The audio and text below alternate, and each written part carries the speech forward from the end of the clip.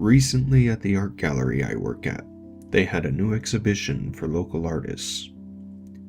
It was the usual sort of thing, substandard paintings that only got a shoe-in because they were from the local community. Paintings of local people and places and so forth. It was my job to decide which paintings got put on display, which entailed me sorting through around 100 of these awful excuses for art. There was one, though, that really caught my attention. Unlike the others, it was not of a local scene or a local person. It was of a family. A father in a suit sitting in a chair, his dutiful wife behind him, and his young son and daughter at his feet. By the looks of their clothes, they were from the 19th century, typically dressed for a middle-class family of that period. Two things struck me about the painting. Firstly, the attention to detail and the quality of the artwork was impeccable, almost photogenic. And secondly, was the shiver it sent down my spine. The people in the portrait had this eerie, gaunt look to them, and expressions that were so blank they looked almost dead. The painting had no artist name attached to it, and Molly from reception had said that she couldn't recall anybody sending it in. I decided then that instead of putting the painting on display, I would take it home with me. After all, it had no name attached to it, so nobody was going to miss it, were they? I got home and decided that I was going to hang it in my study, and after hanging it, spent the rest of the night filing paperwork.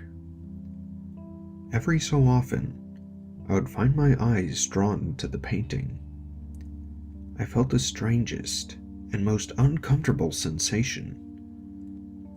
I felt like the family in the painting were somehow judging me, like I could feel their eyes boring into me from the painting. What's worse is that because they were staring at the painter, and therefore anybody who looked at the painting, their eyes seemed to follow me around the room.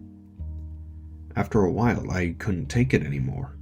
I turned the painting against the wall and vowed that, no matter how interesting it was, I would return it to the gallery the next day.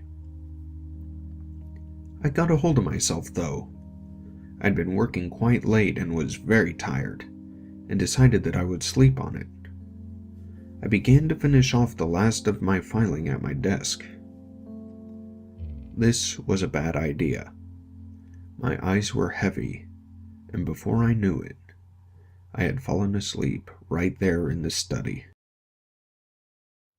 That night, my dreams were filled with visions of the painting.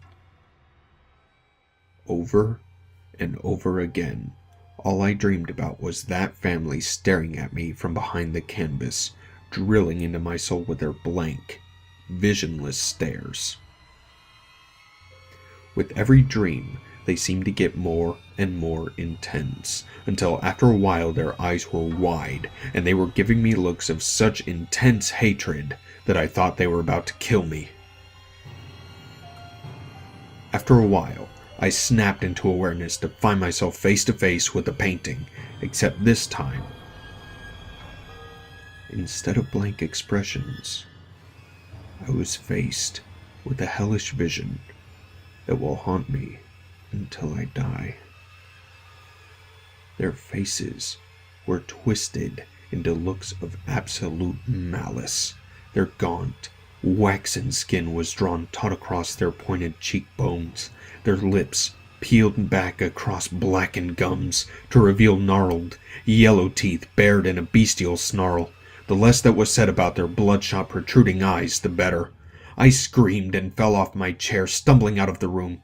Unable to turn and look back at the painting, I ran across the hallway and dived into my bed, burying my head under the covers. The next morning, when I woke up, I was still terrified.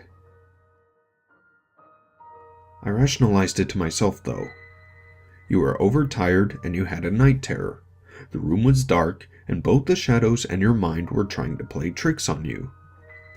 I went about my usual routine unperturbed, comforted by the rational logic of my mind. I was about to go to work when I realized I had forgotten about the papers in the study.